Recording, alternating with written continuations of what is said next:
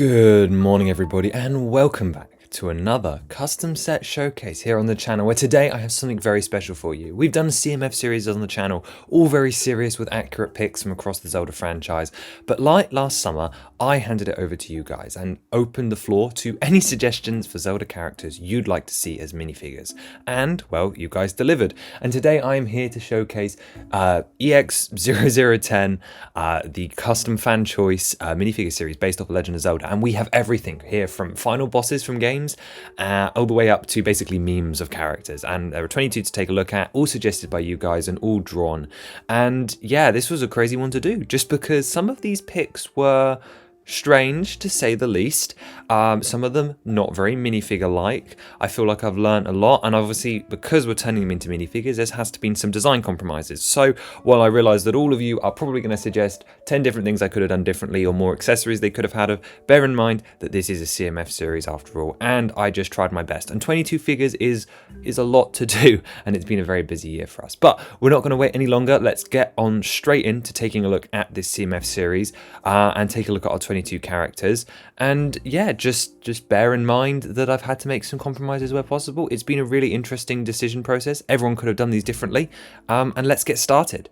So like all minifigure series, this one is now based in the cardboard packaging. This means it lines up fantastically next to Series 1 and Series 2, both of which are more sensible and serious. Like we mentioned, this one is a meme and not a physical custom set. Remember that anything with a Z0 numbering, like Z002 here and Z0045, is something I believe stands as a concept, and I support that these character choices could of course feature in a real set. However, this slot, this 22, this is for you guys, and it actually quite nicely fills in a lot of gaps for characters that wouldn't appear in a normal custom set, and these are all characters that I have chosen that will not appear in a sense. So anyone here will not be appearing in another custom set, meaning they're all exclusive, more than we can say for some LEGO minifigure series these days. But yeah, they are unrealistic picks that I don't believe would make good CMF choices, but as I said, they're chosen by you.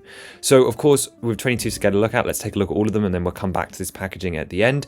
We're actually going to start with Mamu from Link's Awakening, who I did wonderfully discover his original manual art was just a frog in a cape, which is my new favourite thing I've discovered.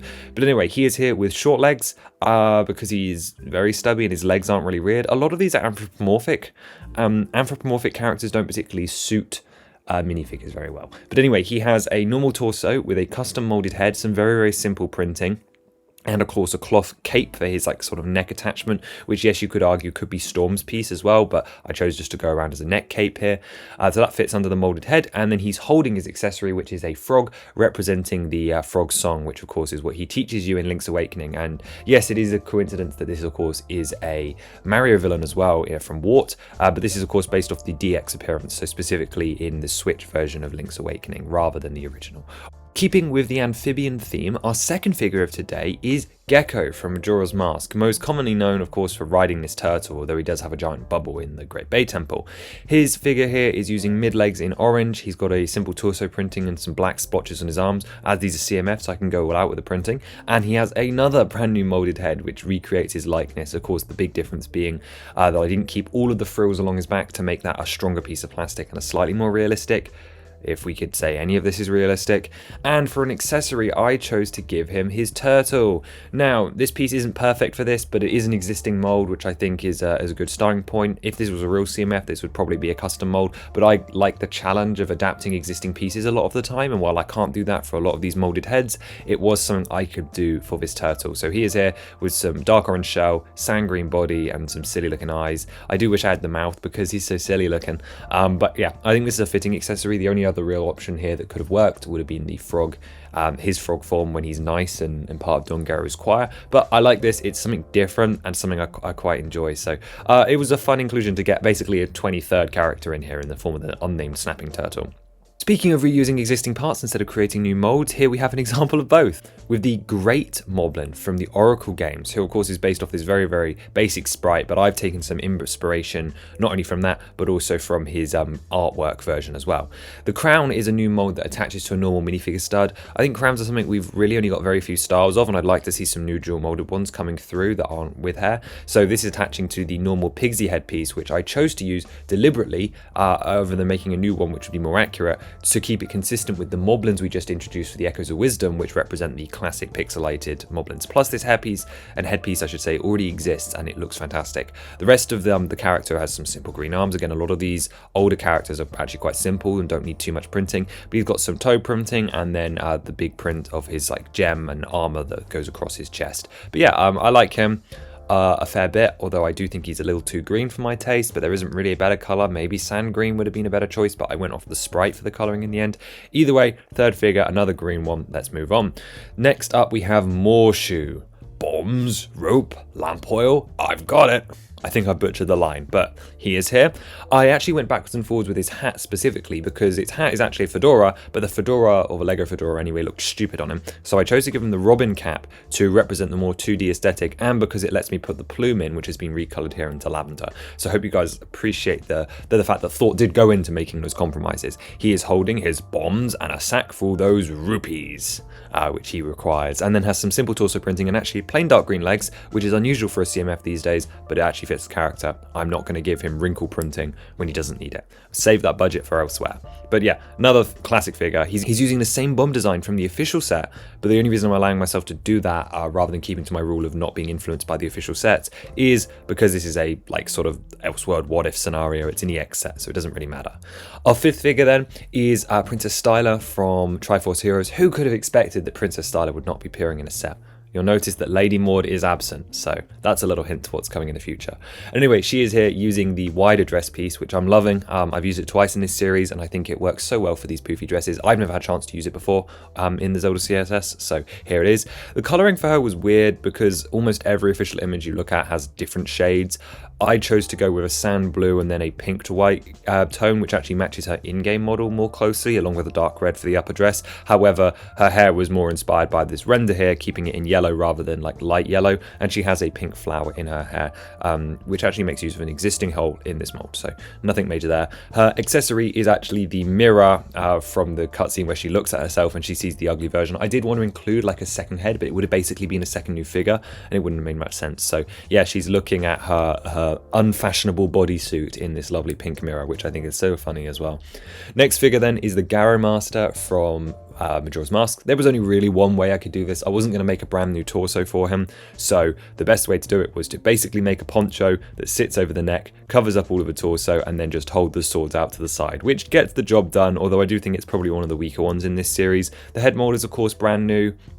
It's exclusive to this guy. It's never going to be used for anyone else again. Unfortunately, just because obviously Lego needs structural support, the head couldn't be as thin as it is in the game and has to have this like sort of dark purple lump behind it. Kind of, if you imagine, similar to what they did for Garidian in the Mos Eisley set, although that was a face mask. This is all just one piece, but the hood is basically molded in, and that's what actually sits over the head, and then the mask is sort of just a dual molded element in front of it.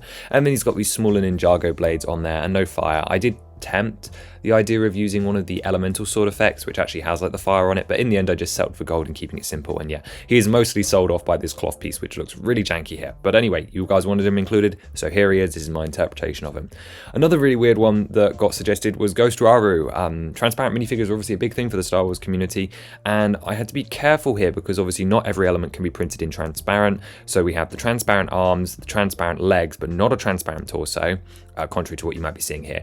And then I just have decided in my canon that my existing Rauru head mold is capable of being printed in transparent colors. So here it is. He's got his secret stone as before. It is different printing to what was in the Great Sky Island set, purely because I've changed the colors to better suit the ghostly palette. So you'll notice there are some less vibrant ones here, but mostly this is a trans blue color swap to make Ghost Rauru.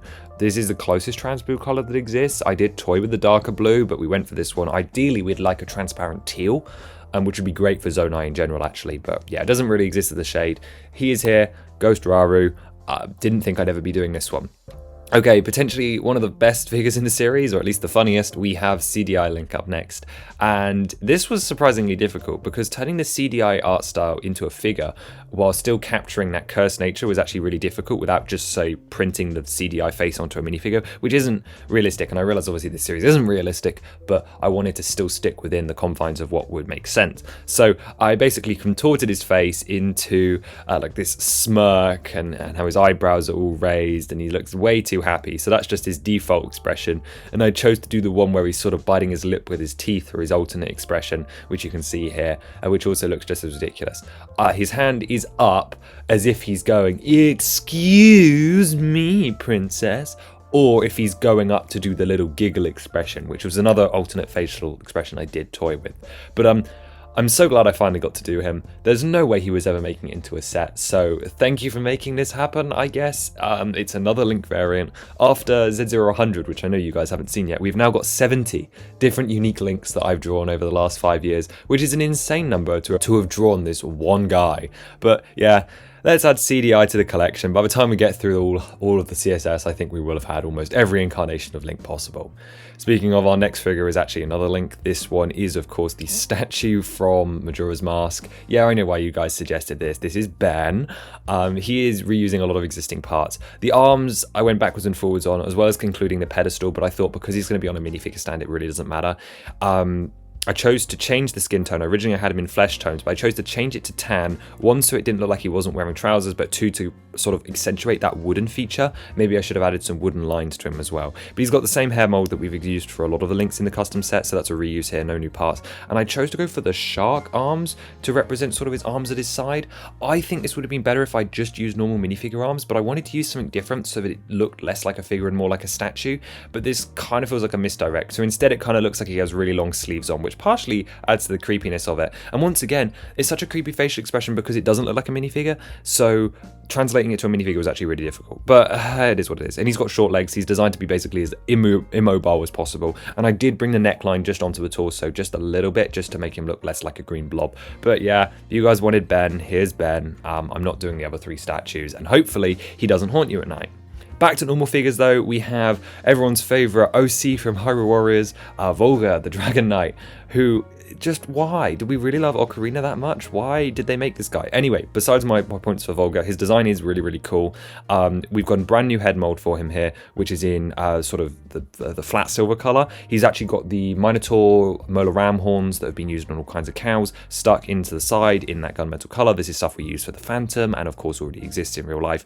And he's actually got the existing ponytail hairpiece, which has been used all over the place, which slots into a stud on the back. And this is a single molded piece that has just got green printing for the eyes on it as well. His facial expression is actually quite different compared to a normal standard minifigure. One thing that's changed as we've gone through the CSS is the addition of just standardized eyes and standardized details for faces, just to make them look more in line with characters. And it's a bit hit or miss, and most of the time I still miss, but he was one where I got to do something different because of the large eye makeup. So he's still got the normal eyes, they're colored actually as well, which is pretty rare, and then he's got the sort of the black makeup lines going down, and then his bright light yellow goatee, which is not something I think people acknowledge about him very often.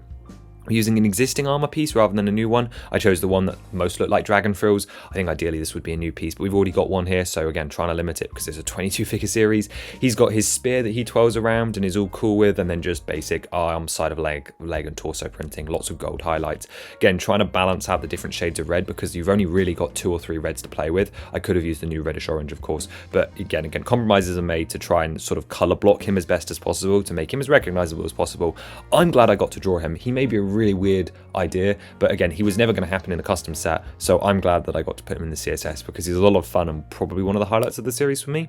We also have Maggie here from Wind Waker. I told you over here everything waves from mini bosses to a final boss all the way down to random NPCs, and here I had 2 choices. I could have done her poor version or her rich version, and again, you could say, why didn't you do both? But you can only do one figure in a series. You can choose alternate heads or maybe alternate hairs, but you can't do both. So the standout piece here is the new cloth element, which is obviously just a normal cape back but has the bunny ears built into it. So I chose to go fabric rather than a new head mold because a cloth piece has got to be cheaper than a brand new plastic injection mold, and we can reuse this existing piece, which is perfect. Now I could have chose to put her eyes up higher on the head so that they were in the fringe, or do what I did with the banker in Clocktown and bring the fringe down onto the headpin, but in the end I just decided it was better just to have her eyes on the head as normal, give her the blushes, and yeah, she looks less upset but it works. It's a figure, you know, compromises are made. Fairly plain torso, and then the dress here is again using the poofy one like we did with Styler, and her accessory is a 1x2 print of Moe's letter, which I think is a cute little detail, and another useful letter print just to have for the Zelda universe.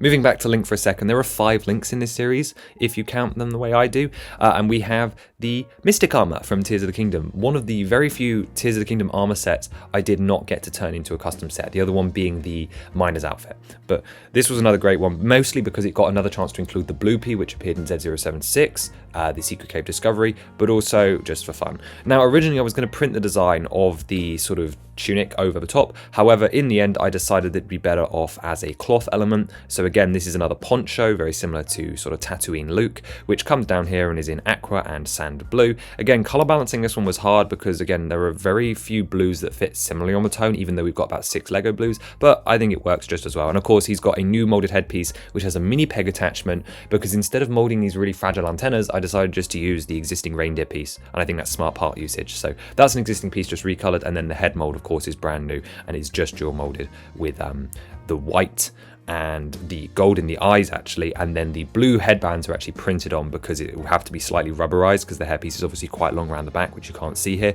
Lovely dual molded arms, my favorite part of the figure, and then of course leg printing all around. And of course we've got that Blue Pea, what's not to love? Get a couple of this one. But yeah, one of the last armor sets, really glad we got to bring that one into real life. It felt long overdue, shame we're missing the minor set, but again, it's adding to that completion, which is what I loved about this series. We also have Feyor, of course, from the Oracle games. Din and Nehru were asked for, but they're appearing in sets. So Feyor from the sort of Lost Companion third game, but also from the crossover part, is here because she hasn't got a chance anywhere else. Again, she was a weird one to do. I got stuck into this trope of really wanting to use this dress piece, even though it probably would have been better just to print her dress or give her the more like flowy skirt piece. But I really wanted to use this element. I felt it was the perfect length, but they don't print on that element. So instead of lying to you guys, it's plain, which loses a lot of her detail, which I think is a shame. But again, it was that backwards and forwards. I did have that debate with myself, and in the end I chose this option.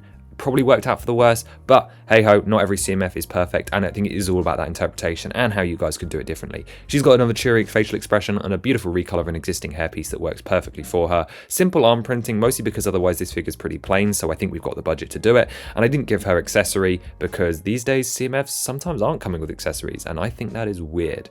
Next up we have the final boss I've been teasing for the whole video. It's Majora's Wrath. What a hard thing to turn into a figure. Much easier than the incarnation, I'll admit, but really I was inspired by the idea of using these Navi whip pieces that were used for the sort of connection in the Avatar sets, but here they work great for the long whips.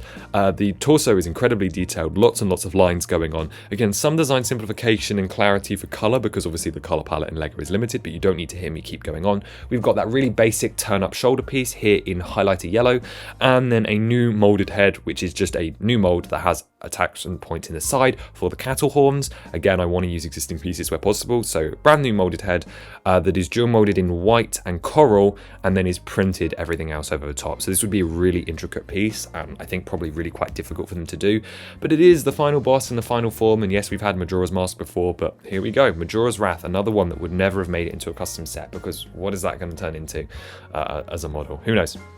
Okay, we still have another 7 or so figures to take a look at, and the next one is another version of Link. We have the concept art Link from the early days of Breath of the Wild. This was of course featured in Creating a Champion, and showcases the designers playing around with a more modern aesthetic for Link. We have the TriCaster with a guitar here, which he's holding, and while this version of him never actually holds it, they're both concept art elements, so they put them here together. He's got a brand new molded hat piece, which of course features the sort of more modern, cool bobble hat on his design. He's got that smirk expression, and I had a lot of fun with this figure. This is again one of my favorites in this series. I didn't expect to like this one going in, but the idea of drawing Links with jeans is something that a lot of people get a lot of joy out of, and it brought me a similar amount of joy actually. Doing all the tracksuit lines on his hoodie was a lot of fun too. It just looks a perfect design. I think this would be really cool. I'd hate to see this in a Zelda game, but I do really like it as just this random piece of concept art, and I think it works as a minifigure surprisingly well. So I'm really pleased with that. No motorcycle, of course, because that ended up being a Master Cycle Zero, so I didn't want to include that at all. And this figure's enough on its own with that guitar, which I also really love. But let's move on to the ancient hero, not the aspect, but the ancient hero as he would have been presented in his day, in a sense, which explains why he has 2 sand green Rararam patterns instead of the Link Rararam, which plagues so many of the Breath of the Wild outfits. or Tears of the Kingdom outfits, I should say, and why it doesn't feature on the Mystic armor is because I'd rather have an armor set that matches completely, and then if you're really desperate to attach the Raru arm, you can do that on your own terms. Instead here, I'd rather have the Ancient Hero as he is. Of course, he has a new molded headpiece. This is more in line with the Animal Crossing ones than the Chima ones, and again, colour for him was a real nightmare because there is no colour that represents whatever colour he is, and I couldn't use sand green, which was my first choice, because of obviously all his own markings, which are much more clearly sand green than they are teal. So in the end, he ended up being teal. He's got the animal tail down behind him, he's got the sort of cloth wrap appointment like parts, which could have been fabric, but chose not to, and then just the rest of his line markings and printing. And I chose to give him the blue eyes because they are striking. Now remember, LEGO hasn't stopped doing coloured eyes, but they reserve them for specific characters, so whenever possible I do like to just do the black with white pupils on almost everybody, but you've noticed that in a couple of scenarios, and a couple coming up, that we've got coloured eyes or special eyes for Mamu. I believe it was Gecko also had special coloured eyes, and obviously stuff like Raru and the Garrow Master also fall into this category. But where possible, normal eyes, Hero's Aspect gets the coloured version, and this hair mould is obviously linked in with that brand new mould, and it's all one piece.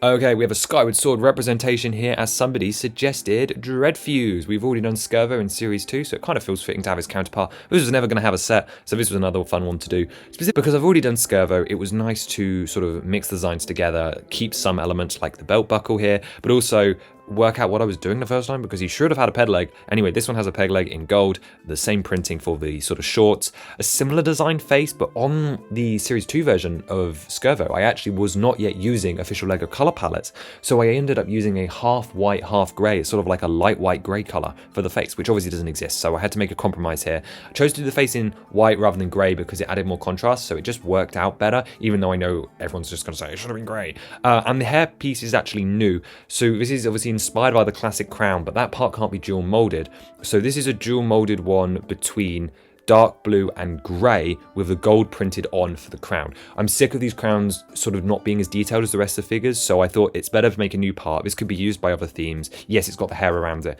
but I really wanted a dual molded crown, so that's what he's got here, and he's got his weapon in his hook hand as well. But again, nice figure, looking forward to pairing him with Skirvo.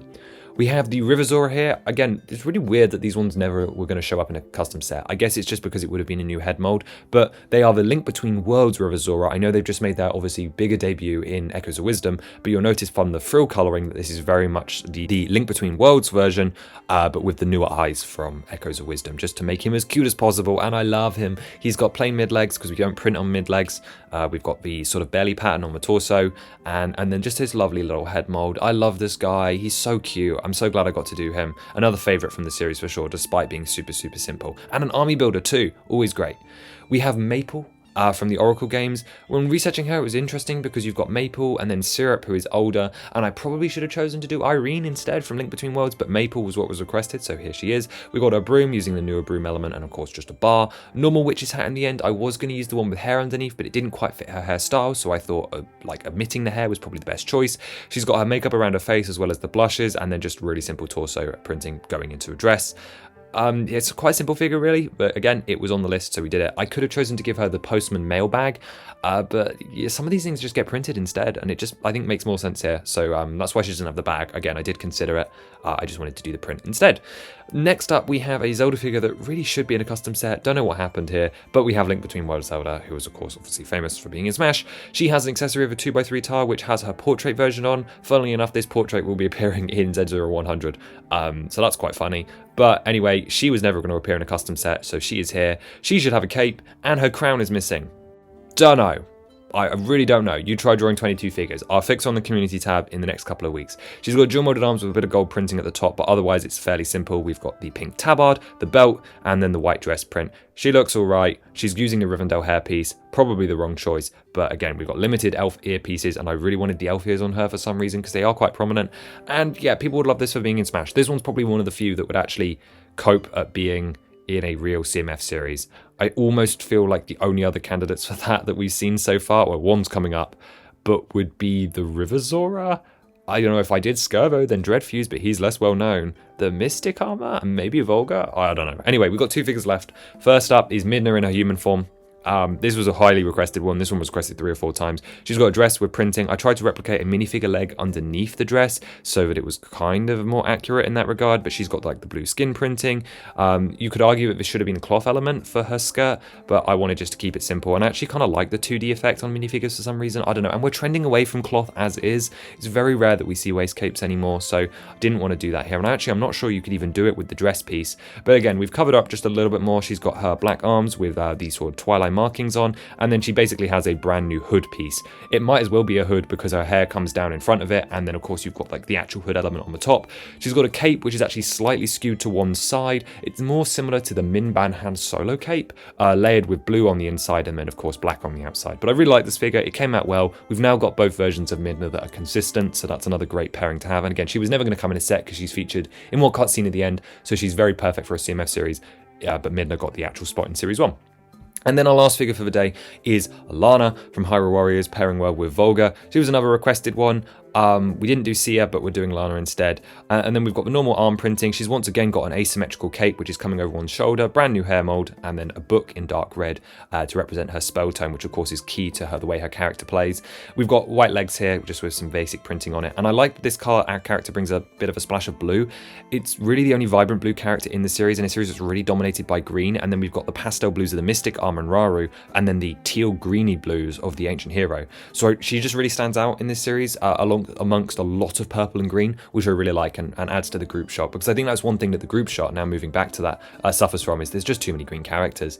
And I tried to pose them so they were spread out as possible, but you've got this trifecta of Marmu, CDI Link, and Great Moblin. It's just a lot of green. Yeah, and then there are characters that aren't even green, like Feyor, who has the green hairpiece, and Morshu, who also has a green. And anyway, it's a mess. But anyway, I'm really pleased that after 22 characters, I was worried this wouldn't feel cohesive or they'd look messy, and I feel like they're at least in my style. Yes, we've talked about compromises and changes and how some of them aren't realistic, but they at least feel like they're figures that I've drawn, and I acknowledge that I'm definitely not the best artist at all. Never intended to be. When you draw this many figures, I think we're up to over 500 now. You just can't. So I needed to find a compromise. I'm just pleased that my art style has stayed consistent now that I've gotten better at drawing since about wave 3 onwards, and I'm just pleased that every time I draw a new batch of figures, they fit in together. Let's quickly talk about that box art. Of course, I'm only doing the boxes version for this rather than the bags, because bags are phased out. So we now have box versions for all 3, and we have bags for Series 1 and 2. We have Morshu as the side key art. It was Zelda in the first one, Medley and Makar in the second, Morshu here, or if this one isn't a real one, and will eventually join by Series 3, the official Series 3 in wave 9. We have 2 rows of 12 boxes in each, and of course, because there's 22 figures, that means that the distribution is going to be a mess, so much so that I'm not doing it. And we have 8 characters featured on the front box art, that being the Ancient Hero, CDI Link, Maggie, Volga, the Gecko, Twilight Midna human form, Morshu, and the River Zora. Just 8 ones that I thought looked good together, really. And then, of course, yeah, all 3 boxes in a row, and then we've got all 3 packets in a row. Again, consistency. I love that even though they're not the best, they're consistent. And then we've got the checklist here, which, of course, was also hard to do because there's 22 figures, which isn't a multiple of 6, but I'm fine. It's the first check sheet we've done which has had to be horizontal. I really do liken this to Disney Series 100. But yeah, this was mostly just an attempt just to fill in some gaps. You guys suggested them. You guys suggested 22. I was originally only going to accept 12 and you were going to vote on them, but doing 22 was a lot of fun, although it was a lot of extra work. And yeah, I'm pleased with how they turned out. I know a lot of you won't be happy and that there's some compromises, but let me know what your thoughts are down below. And I hope you guys have a wonderful new year full of much more exciting projects to come, because we've met every deadline this year. CSS 100, we celebrate 5 years in February.